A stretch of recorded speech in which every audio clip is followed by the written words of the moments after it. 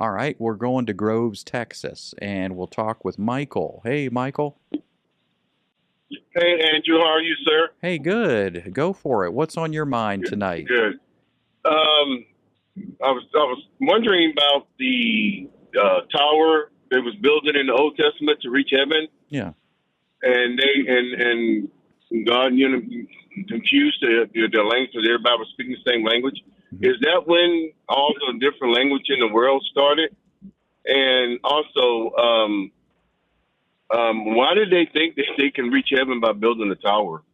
Okay, well, why did Okay. they, yeah, I hear you. I mean, why did they think that? That's a tough one because they obviously were in error, but you think about humanity, and humanity just has simplistic ideas about religiosity and how to reach God. And, maybe they were so foolish that they thought proximity to heaven was going to connect them with God, literally through elevation. You got to remember, these folks are not flying around in airplanes at 10,000 feet. So why did they think that elevation would help?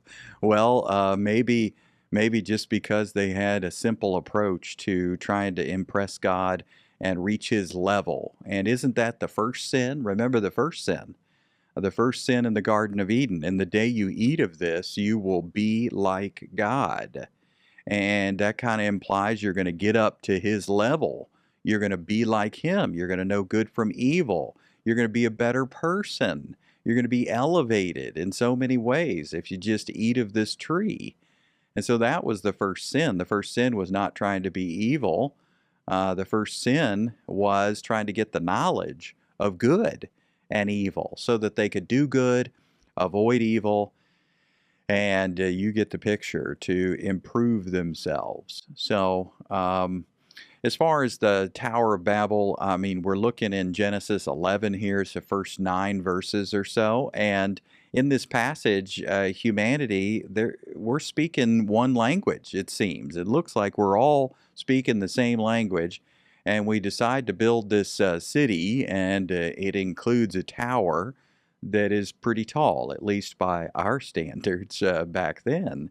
So their motivation is kind of to become popular, make a name for themselves. Imagine it's kind of like Vegas 2.0. They're trying to make a name for themselves in that day, and they want to, they want to prevent, it actually says, prevent being scattered across the earth. So I guess they're worried about the population getting scattered, so they build a city to bring everybody together.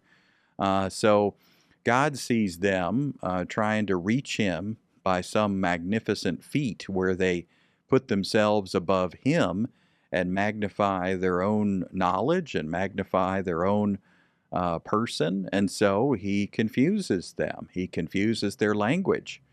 And he does it really to confound the wise and to show them that they can't reach God in their own efforts. And isn't that what happens today? People try to reach God, maybe not through building a building, maybe so, maybe not, but building some sort of resume. We build a resume to reach God.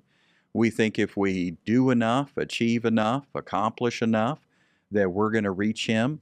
And the gospel is the polar opposite, that God steps out of heaven and climbs down to us. So that's why it's so funny when people talk about greasy grace. Greasy grace. What are you, climbing a fire pole? There's no greasy grace. There's nothing greasy about grace. And you weren't climbing up to God anyway. God climbed down to you in the person of Jesus. So I think that's what we're seeing is really just a human effort on display. And, how God looks at that. And he doesn't value it. In fact, he sees it as despicable. And so he sends a delusion, a confusing idea where they're all speaking different languages and now they don't know what to do. And so, yeah, is that the beginning of many, many languages a long time ago? Well, I believe it is. That's exactly what the Old Testament seems to be saying. So I hope that clears things up for you, my friend. And please reach out again anytime there in Groves, Texas.